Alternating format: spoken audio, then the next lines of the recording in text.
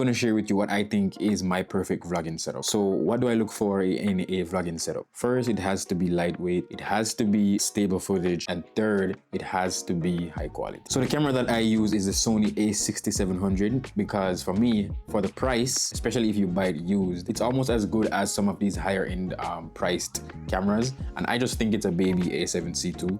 It shoots oversampled 6K footage, it's small and lightweight, which checks one of my boxes. It takes really good pictures, 26 megapixels to be exact. It's really good in low light. It actually shoots at 2 base ISOs, ISO 800 and 2500, which is perfect enough for me at nighttime with the lens that I pair with. And we're going to get into the lens very soon because this lens is very special, and I think it's a really good complement to the small size factor of the camera, and it works really good. So we're going to get to the lens soon. But as I said before, especially if you buy this camera used, you get a really good deal in my opinion. So A6700. So the second thing in my vlogging setup, which is very important, has to be the audio, of course. So what mics do I use? Currently in this video, I'm using the DJI Mic Mini 2. However, when I'm shooting vlogs outside, I opt for the Sony ECM M1 because again, it's lightweight.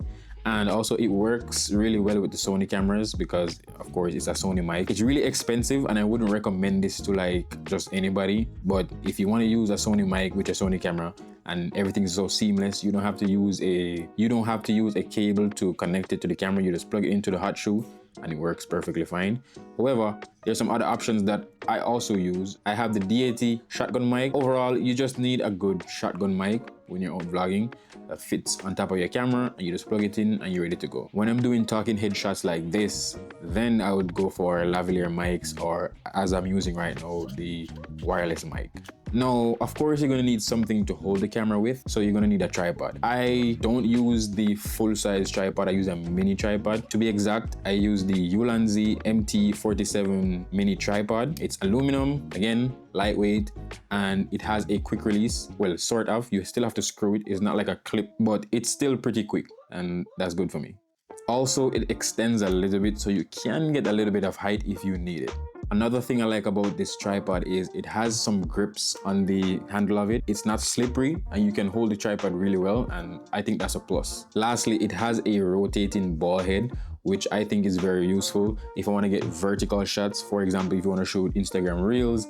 If not, you could just twist it and put it horizontal, and I just think it's good to have that option. Now for my lens, I use the Sony 11mm 1.8. Again, it's nice and compact, so you know it's gonna be light. And pairing that 1.8 aperture with the native ISO on the A6700 at 800 or 2500, it's perfect for me in low light. I get plenty of light so I can have good clean low light footage. There's a feature on this lens that I think is underrated, which is the function button. I map my function button to be record, so when I'm out filming, I don't have to fiddle on top of the camera to find the record button. I just press the function button on the side of the camera that I map to start and stop record, and I'm good to go. Now there are two more items that I think take this setup to the next level. Now I use two filters. I have a Black Promise quarter strength, also a ND filter from Haida, which is also a circular polarizer. So you know I could shoot in daylight and still get proper footage with the ND filter. And also if I'm shooting cars or windows or whatever, I can polarize it and take away the glare. So yeah, apart from some extra batteries and the bag that I carry all this stuff in, that's all that goes into my perfect vlogging setup. If you guys want to see an in-depth review of any one of these items that I've mentioned, leave a comment below and I'll try to make that.